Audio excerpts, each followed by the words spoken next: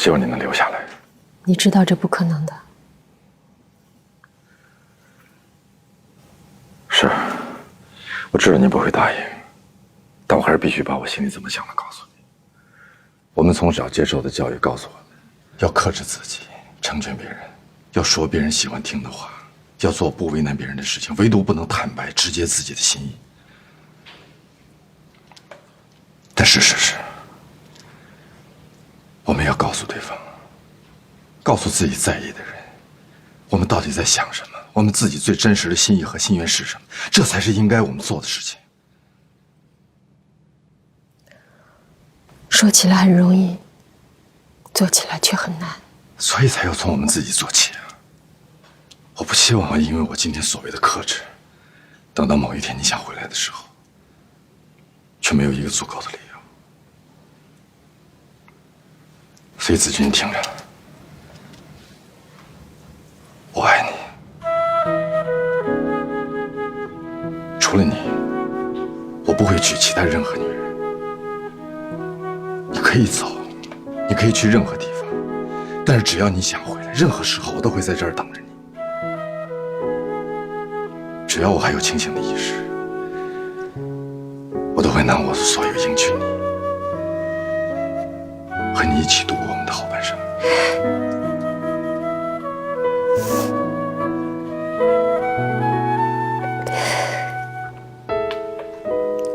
谢谢你，何涵，谢谢你对我说的这些话，谢谢你为我做的一切。你说我们要坦白直接，告诉你我是怎么想的。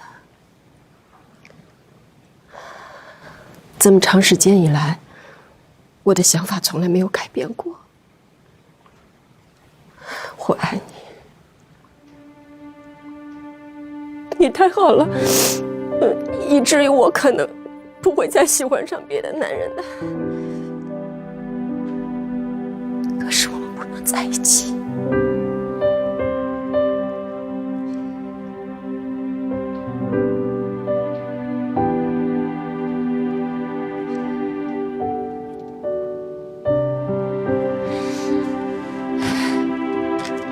再见。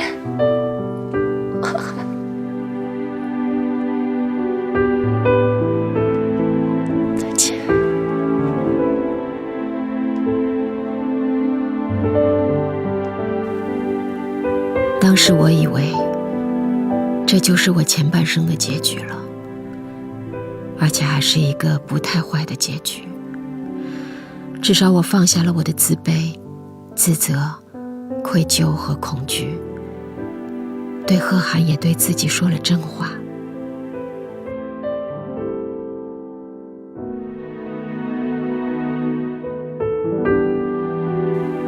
当你知道，你爱的人也爱着你，对于一份感情来说，已经足够圆满了。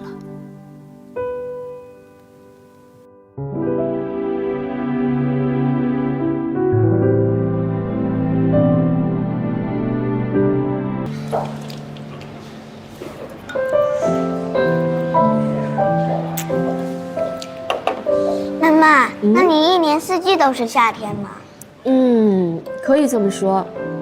所以你每天都可以吃冰淇淋，每天都可以游泳。但是那里的人讲话我听不懂，怎么办呀？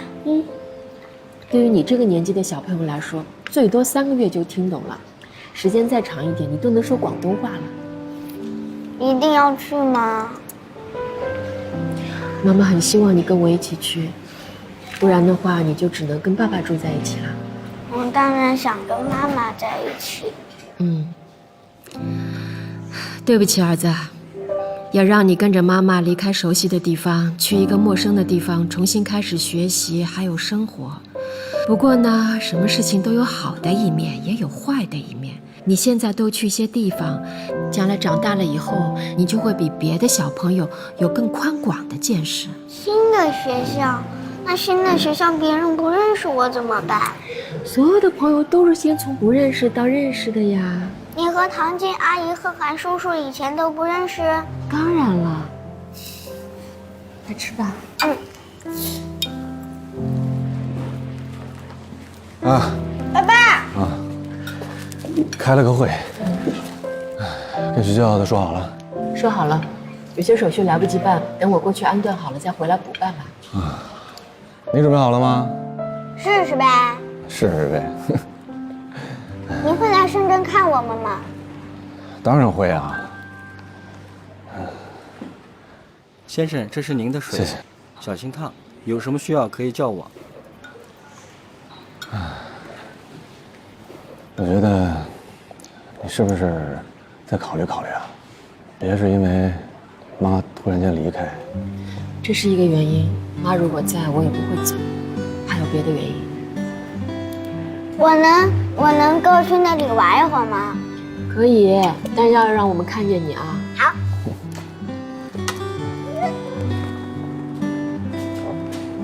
跟他们说了吗？说了，贺涵没留你。他尊重我的选择。那唐晶呢？跟以前一样，换作是我也不可能就这样不计前嫌了。所以我觉得，只有我跟着吴大娘离开这里，才能让她相信我没有任何非分之想。说不定两个人还有修复的可能。当然，这也不是我能左右的，我就管好自己就行了。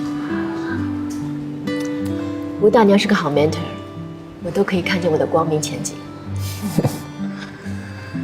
哎，就是觉着我应该跟你贺涵、唐晶说句对不起。你说之前要不是我的问题，之后你也不会受那么多苦，也不会有现在这么多的麻烦事儿。不光是有苦有麻烦事儿，还有很多好的东西呢。我要感谢你，如果没有你当初帮忙抛弃我也不可能知道自己有能力干这么多事儿，生活还有这么多种可能性。哪怕是我现在一无所有的，一身麻烦的站在这里，即便是我被动也好，主动也好，必须离开这个熟悉的地方，我仍然觉得好过过去那些浑浑噩噩当陈太太的日子。我还是希望你能留在上海吧，这样也算给我个机会弥补你跟平儿。虽然你说无所谓，都过去了，但是我心里边的愧疚真是越来越深。那要这样的话，你以后不是又要对现在的家庭愧疚了吗？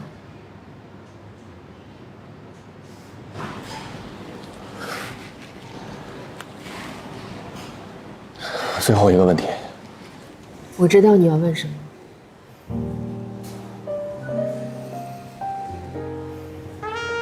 是，我爱何涵，很多女人都爱他，但是我选择放在心里。Didn't know you would be here. Guess you thought that I 我 knew. 不再爱你了，一点点也没有。否则， As I 我不 walk 会跟你 with 坦诚地 your 坐在这儿聊这些。 feel my heart tear into 不管 the last 将来你和 time 平 I 儿怎么样， kissed you. 我对你们的 I knew 愧 your 疚和 love 责任 was revealed. 会一直都在。 And I'm left here now wondering just how could this seem so real?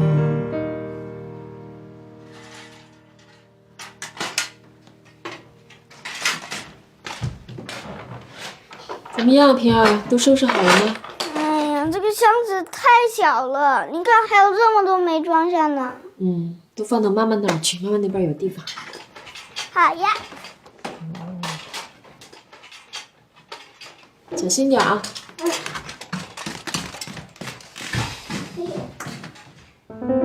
对孩子来说，生活里都是加法，越多越好。对大人来说，该做的却是减法。以为舍不得的，狠心的回头走掉，很可能后来发现，也没有那么非谁不可。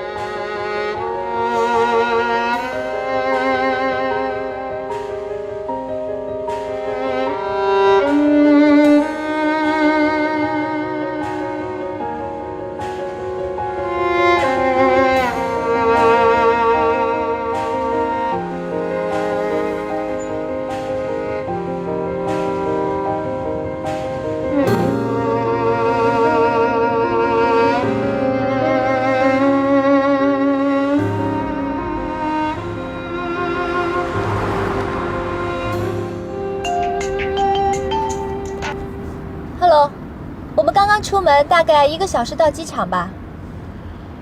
公司上上下下因为安琪儿的事情已经乱套了，我恐怕没法去机场送他们了。哦，那我和嘉青送皮尔去机场啊？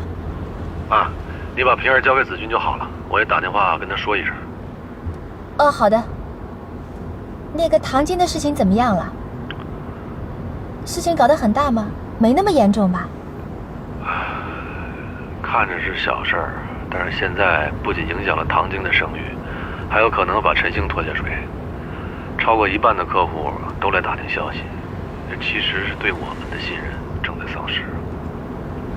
这是唐晶的事情，关陈星什么事儿啊？回去再说吧，当务之急先找出是谁抖了那些文件，把作奸犯科的人揪出来，还公司和唐晶一个清白。我先挂了啊。玲玲阿姨，是不是爸爸不能送我和妈妈了？嗯，爸爸有急事儿。是唐晶阿姨有紧急情况吧？你小孩子不要管大人的事情啊。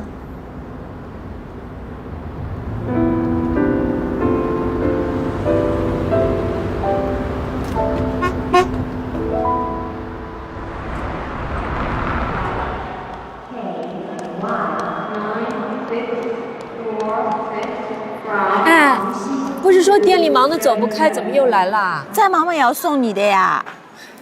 哎，那个谁没来？谁啊？贺涵啊。本来就不该他来，就该你来的。你们真的分了？你够狠的啊！妈生病那2天我都看出来了，她特别喜欢你。好了好了，白光呢？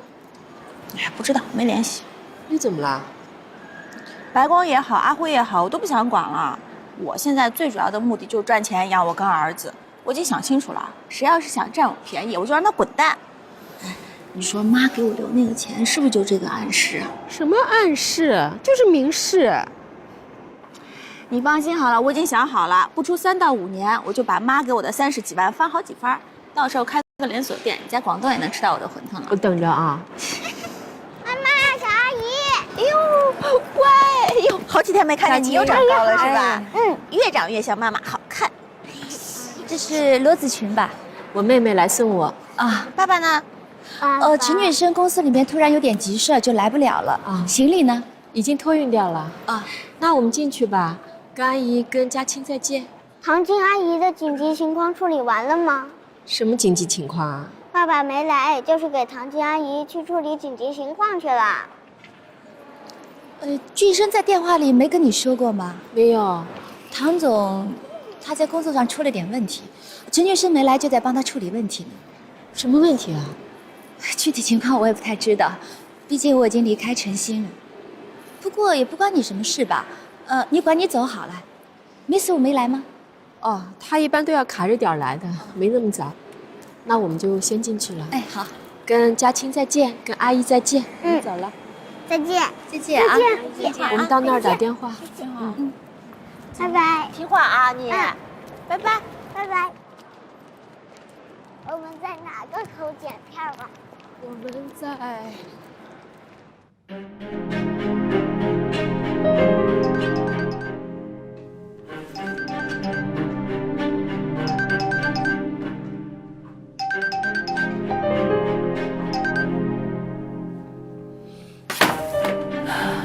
是带来所有的关心询问。怎么样？查的怎么样了？把员工的邮箱、聊天记录都过滤一遍，没什么可疑的。谁要是想做这种事儿，当然不会用公司的邮件和 IP 发出去。是啊，我们又没办法查人的私人通信。唐总，您看邮件了吗？安切尔公司单方面和我们解除合作了。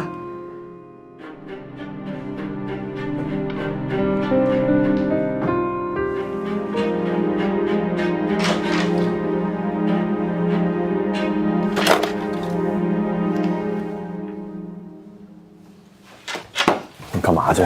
谁发的邮件我找谁去？董事会发的。找的就是董事会。他们只是暂时安抚一下安琪儿，并没说要把你怎么样嘛。只是说，离职休假了。我不能离职，我也不能休假，我必须在这儿把所有的问题都查清楚。我不能让别人说我双面收钱出卖公司，这让我今后在圈子里怎么立足？以我在陈星多年的经验，你这个时候跟他们过不去，他们反倒会让你强行停职了。公司还有我，还有贺涵呢嘛。你要是不相信我的能力，你应该相信贺涵会把所有事情都解决好的。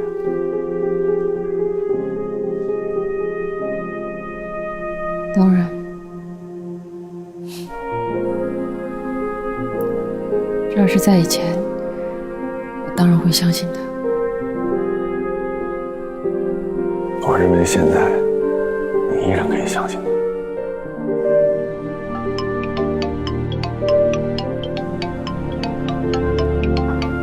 贺涵，不是，我家里边。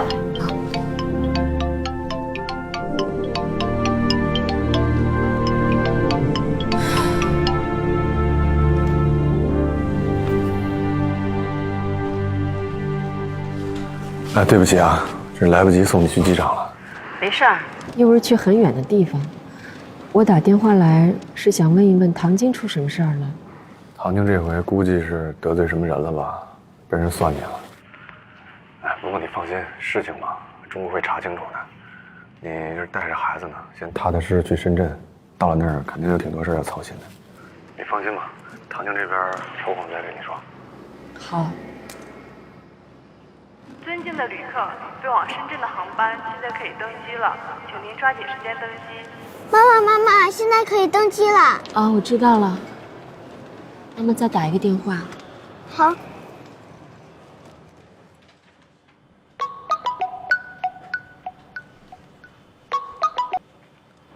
喂，菜菜，我是罗子君，你还记得吗？我在陈星的时候，你跟我最友好了，所以我现在要调去广东工作，跟你打个招呼，告个别。谢谢你啊。哎，我听说玲玲走了，唐晶来了。这么大的事情你不知道啊？唐晶这次估计是吃不了兜着走了。唐晶怎么了？你快告诉我唐晶怎么了？到底出什么事儿了？你怎么那么紧张呢？听上去。安琪儿的数据是我复印的，是小东姐让我去复印的。我不知道她要干嘛。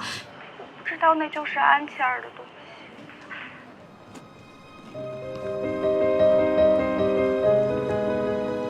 妈妈，好了吗？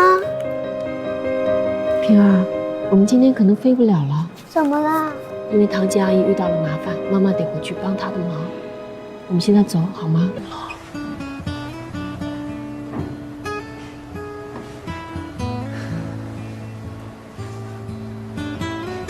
上回那件事情以后，我又看了千山的微博，说是他们分手了。现在林伟对我好的让我觉得有点别扭。可至少人家有态度啊！你看看王宇明，到现在为止啊，一句软话都没有。哼！哎，他们俩的性质不一样。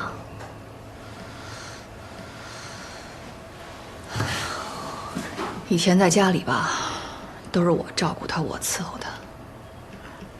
现在是他给我做饭、端茶倒水，我倒反而不适应了，觉得特别假。每天回家觉得特恍惚。你这日子到底是怎么过的呀？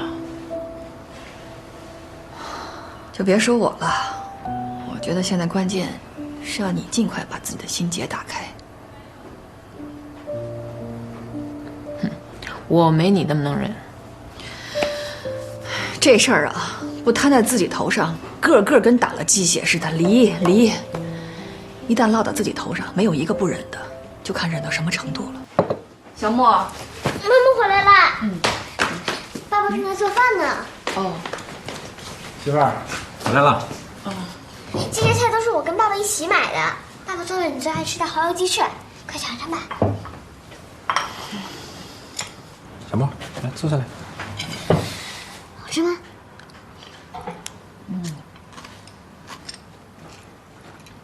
妈妈好吃吗？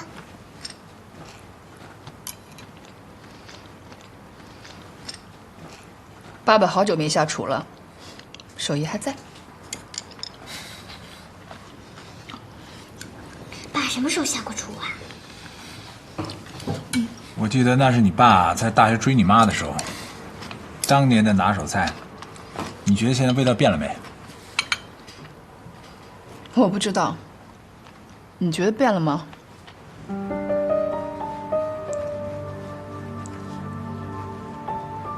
爸妈，我有个事儿想跟你们说。说。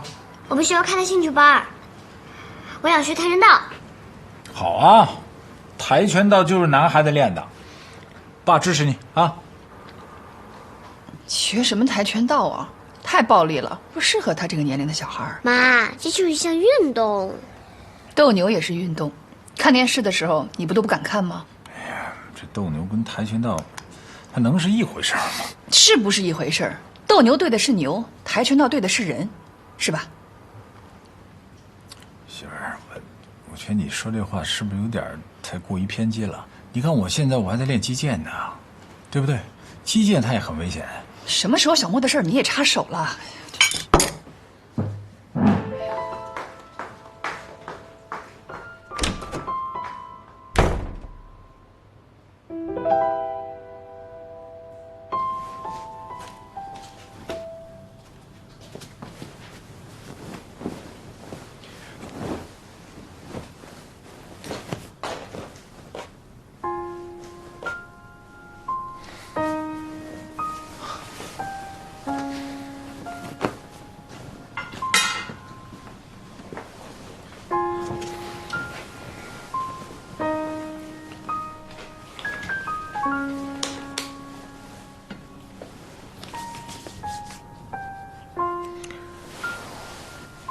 今儿你怎么了？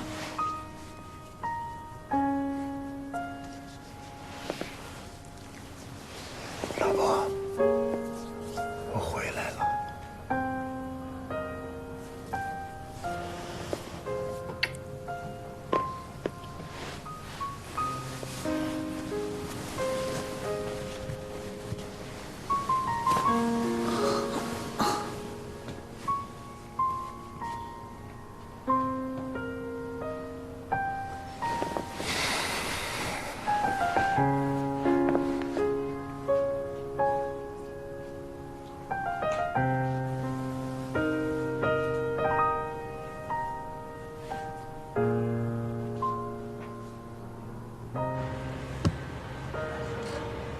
心里很清楚，不是小莫的事儿。小莫学不学跆拳道本身没什么，是我自己想发泄。之前跟秦山抢他，就好像打一场仗。我是一门心思想把他往回拉，一门心思往前冲。现在他们俩分了，这场仗打完了，一回身我才发现自己身上到处都是伤疤，才开始觉得疼。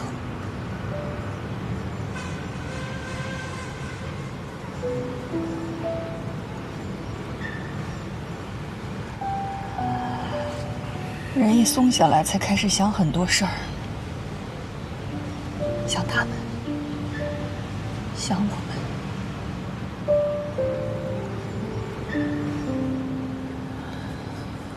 我这才感觉到，林伟其实有很长时间已经不再跟我说他工作上的进展，他在公司里跟同事之间那些破事儿，我好像也没有再跟他说过我生活中我的那一点点小感觉。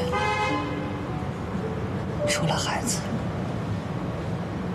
我们还真的没有什么其他话题。其实这每一天的日子，都已经在暗示我们之前的变化了。我竟然没有意识到，还傻乎乎的认为，就是这短短的几个月，让我颠覆了我对我老公的看法。跟打败秦山比，要打败这种伤痛更难。其实也没那么难，这些道理你说出来，不都挺明白的吗？每个人呢，都得习惯向目的妥协，这就是成年人的世界，有时候很残酷，没办法。你既然决定要守住这个家，你就别再把它往外推。你试着跟他找点新的话题，聊聊。这感情这事儿呢，它就像一个花儿，你除了这个浇水啊、施肥啊、晒太阳，你还得从根儿上解决这个问题啊。就像那花盆，它裂了缝，你得先把它补上，是不是？试试吧。什么叫试试？你自个儿看看，你自个儿看看你自己，你这能行吗？给点信心。什么叫试试？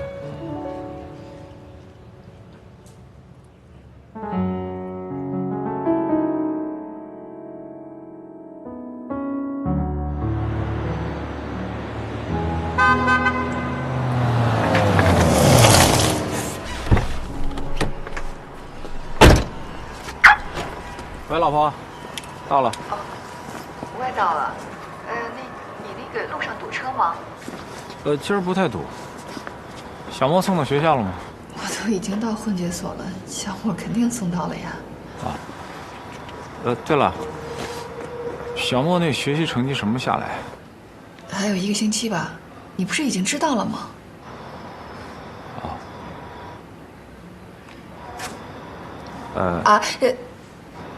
没事，你说。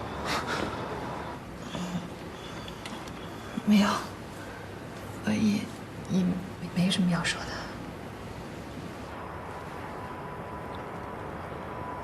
咱们俩晚上下班能一块吃个饭吗？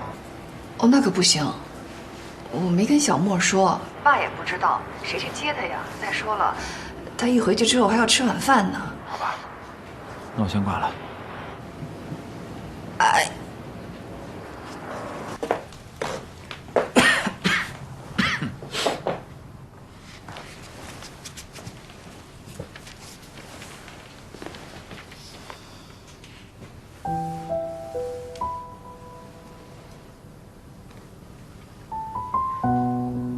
怎么了你？感觉你有什么心事儿啊？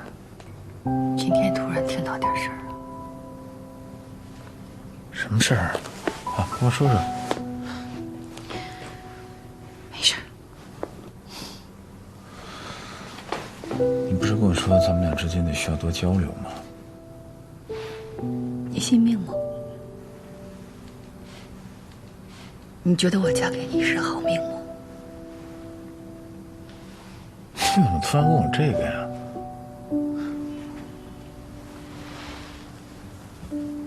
我也不知道。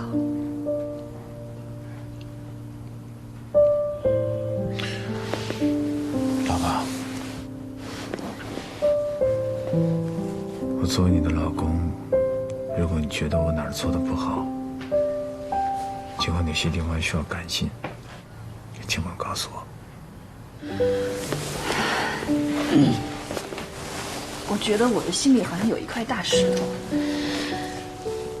一直压得我喘不过气来。我特别想张开嘴把这口气喘匀了，但是这个嘴我怎么都张不开。我知道我前面有一条坎儿，我也知道我只要一抬腿，这个坎儿就能迈过去。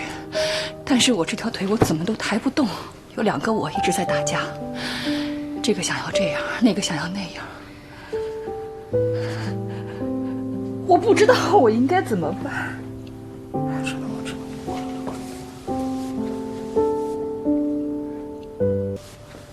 都会过去的。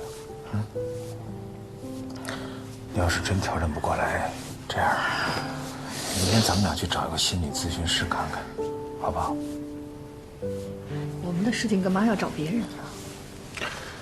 当局者迷，旁观者清嘛。而且他们有一整套科学的方法来找出问题，给咱们指出一个正确的方向，好吗？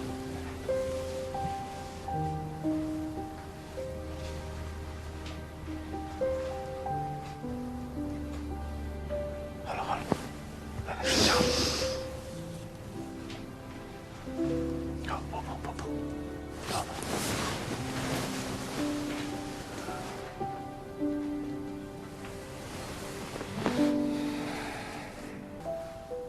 放松点。我是林太太，从您一进来我就发现了，您这个情绪啊一直非常的压抑，所以啊，您得先把情绪释放出来，放松点，我们聊聊天儿。咱聊聊过去，以前你们俩是谁先追的谁啊？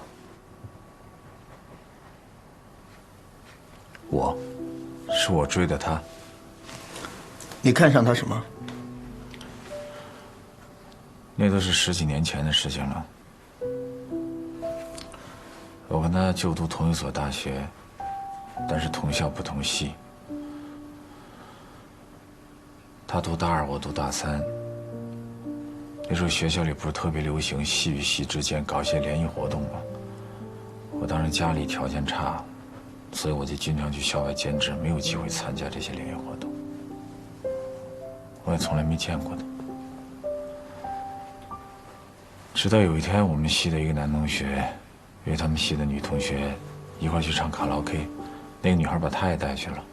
我还记得我当时去晚了，我一推门进去，正好看见他在唱一首英文歌，歌名是《Almost Lover》。我当时站在门口就看着他，我觉得他声音特别好听，而且关键是他唱歌的时候，他可爱，他唱得特别动情。我看了一会儿，我都不好意思了，我就跑到角落的沙发里坐着，我就偷偷的瞄他。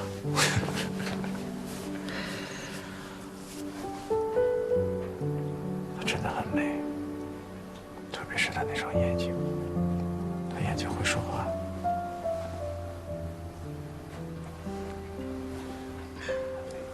你呢？我知道他在看我。你说什么？大点声。我知道他在看我。很美的一见钟情。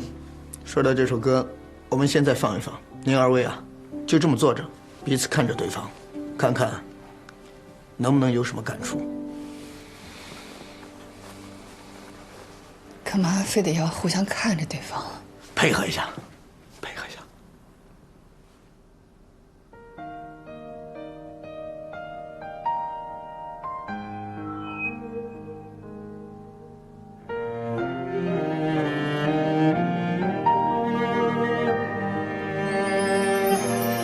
爱上月亮，美得落下了一点光，不想回家，独自等天亮。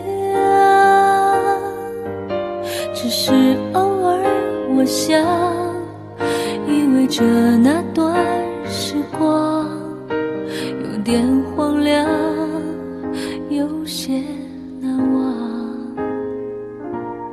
爱是泪光，让回忆扯得又扯不断，挤满胸口，都尽是心酸。你教会我习惯，你走后我还珍藏，有点失望，有点感伤。我习惯了你的习惯，狂欢后的孤单。我习惯了你的温暖，我眷恋着不安。什么叫不对等？什么叫不对等啊？凭什么要让我烦心？10几年的感情，是让你给毁了。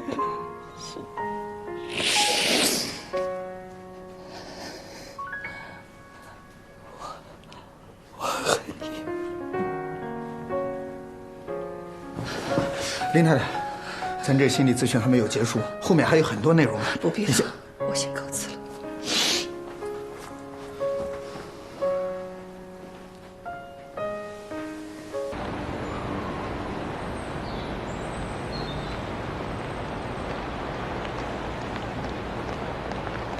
又出什么状况了？我去心理诊所了，人怎么说？说我情感压抑的太厉害了，得要先释放出来才能解决问题。你看，你看，我早就说你这么忍着肯定要出问题。因为现在挺好，你就接着去嘛。不去了，直面伤害，让你死一回再活过来，这谁受得了？不去了。良药苦口，你不是还想跟林伟过下去吗？理性上是，所以我现在每天都在告诫我自己，要承认，林伟其实就是一个普通男人。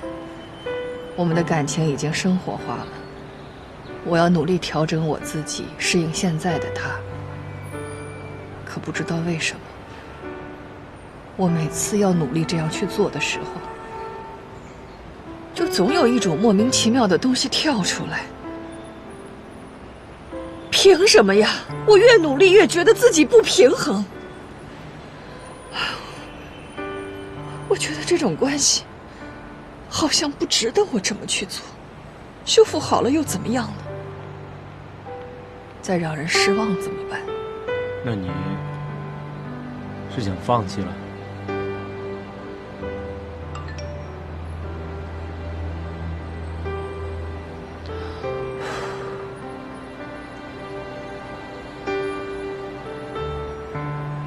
如果两个人之间信任出现了危机，感性判断、理性分析都不如现实来的直接和突然。不想让我自己再这么纠结了。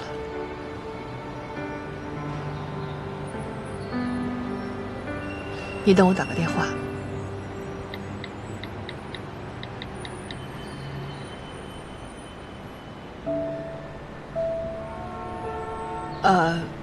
你好，我刚才收到了一条你发的信息。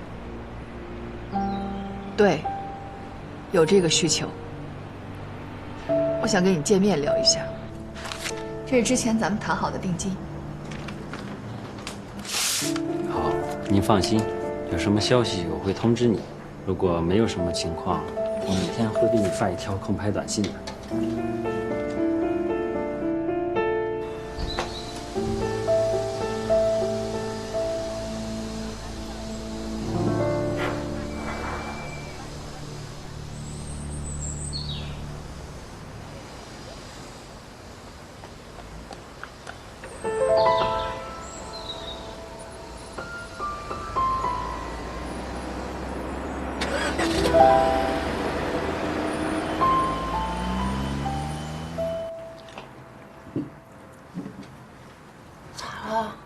昨晚又3点睡的？别自虐呀！冤有头债有主，有什么事儿冲你们家老王去。跟他没关系，我是在成就自我。你这是典型的情场失意，职场得意。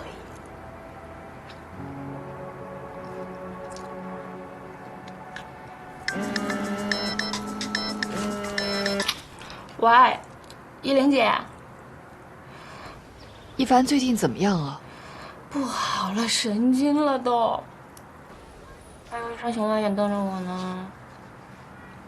哎，喂，喂，干嘛呀？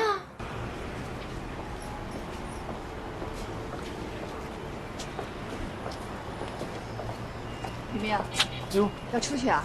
啊，有没有什么？买了这么多东西啊？雨明，我就简单跟你说2句。哎，我知道你跟一凡，你俩还有别的问题，但是看2个人都生病住院，你的这个用心对待的程度就不太一样啊。所以呢，你跟一凡，你们俩其他的问题，也得看你是不是用心去体谅他。你别误会，我今天来不是要跟你讲大道理，更没有埋怨你的意思。我只是想跟你说，我这个妹妹啊，从小被我爸爸宠惯了，所以呢，她的脾气性格就比较较真儿、任性。如果你是因为这个跟她生气，向你道歉。而且我也相信你跟小韩不会有别的事儿，我妹妹这边就多担待担待。总之就是希望你们俩能好，这是我，也是我爸爸的意思。啊。案情其实很简单。启明公司01年注册了商标，但是他们没有使用，而瀚海在05年开发一款产品的时候使用了这个商标，然后被启明告上了法庭。于是瀚海就从深圳启明的手中购买了这个商标的使用权，所以瀚海他们拥有的也只是这个商标的国内使用权，而在海外部分，如果广州分公司没有授权的话，他们就没有使用权。但是现在瀚海非常急于把这个产品推向海外，这对于广州启明来说，这是个非常好的机会。所以我们现在要做的就是做好瀚海这款产品的海外估价，这样我们就可以把交易价格提到最高。这些材料都收集完了。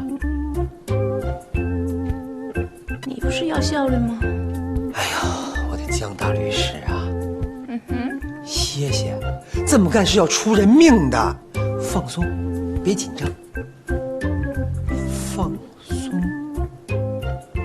放。马静赵远，马静赵远。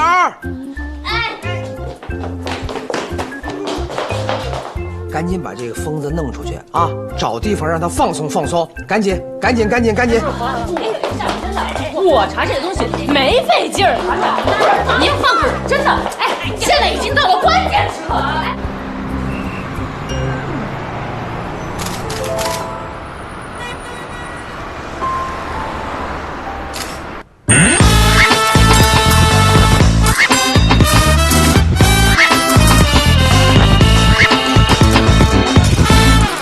怎么了你？这感觉你不在状态啊！哎，听说你前女友回来了，怎么着？还有什么想法？没有任何想法啊！我跟你说啊，这婚姻啊，就像围城一样，城里的人想出去，城外的人想进来，你自个儿心里怎么想，甭管别人怎么说，啊？问问你这儿到底怎么想？得了，我得回家陪老婆孩子了，你好好想想吧。好好琢磨琢磨。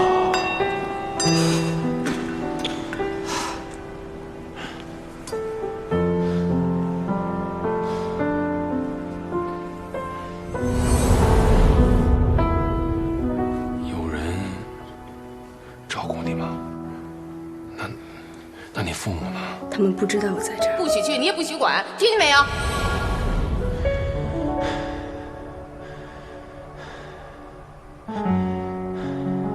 小韩现在无依无靠的，虽然我们已经没有感情了，但我也得帮他呀。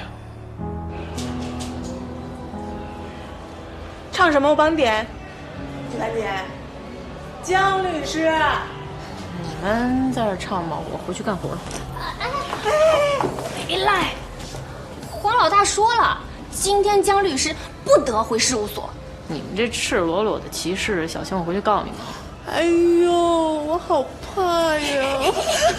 行了，安心唱，不想唱就听，困了就睡。Hello， 大家好啊！来，小宝赶紧坐。干嘛呀？我不是看我哥最近冷落你了，我过来温暖你。哦，好了，哦，抱。行了，够了。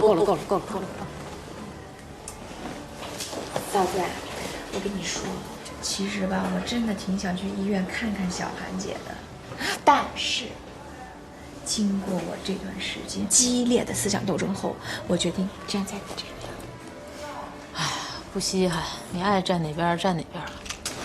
我当然是站在你这边了，你可是我嫂子，是我最爱的嫂子，是不是啊？哎呦，很了。小样还真够贱的，跟杨小伙有的一拼。啊，跟我呀？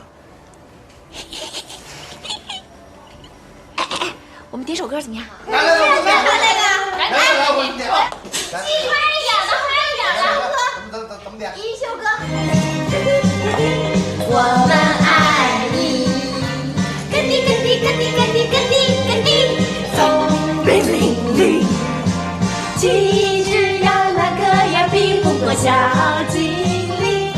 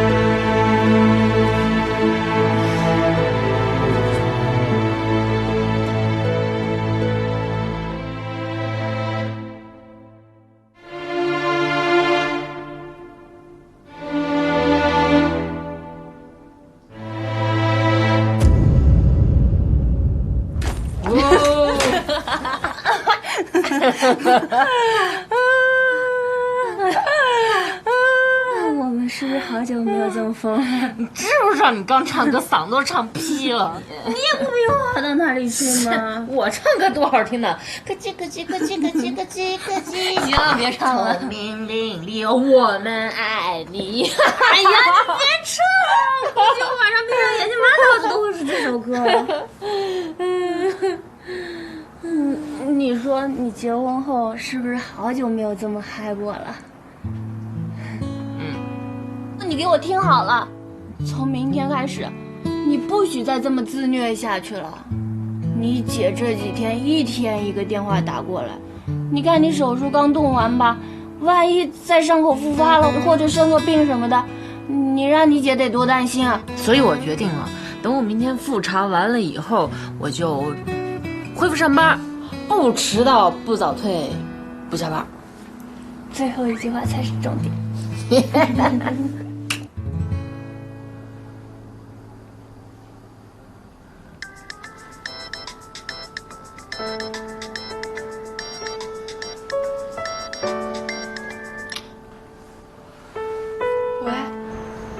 喂，你没事吧？怎么唱会歌先走了呢？你怎么那么爱多管闲事啊？我不是说了我吃坏东西了吗？没有，我正好在你家楼下呢，买了点药，现在给你送过来。那个我不在家。哎，不，你灯亮着呢。我出门忘关了，那个我自己会买药，你别管了。哎，你去哪儿买药了？我去找你去。烦不烦啊？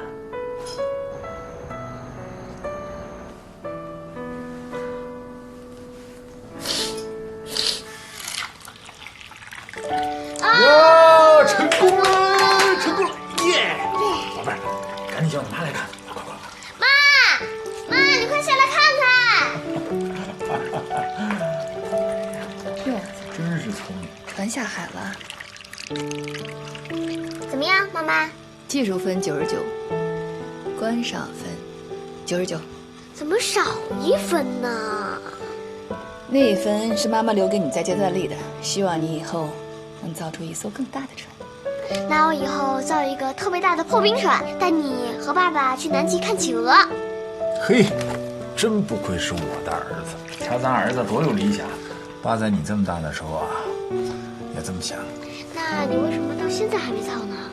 爸小的时候啊，想造的东西比你现在想的还多呢。后来呢，大学毕业以后，爸突然发现，这个现实跟梦想的差距还是很大的，因为爸得挣钱养家呀。爸得挣钱养你呀。所以啊，从今以后，爸就是你坚强的后盾，你就可以奔着你的梦想自由的发挥了。可是我都忙得没时间做梦了。娃儿，你还想做什么？尽管跟爸说。妈，你说呢？要我说啊，就算了，手工以后不要再做了。啊？为什么呀？做手工会影响功课的，现在功课是最重要的。快上去，作文不是写了一半吗？啊，去把它写完。以后记得所有的功课不可以拖到第二天早上。快去。他不是做得好好的吗？干嘛不让他做了？学校里根本就没有手工课。啊？你以后该几点下班就几点下班啊。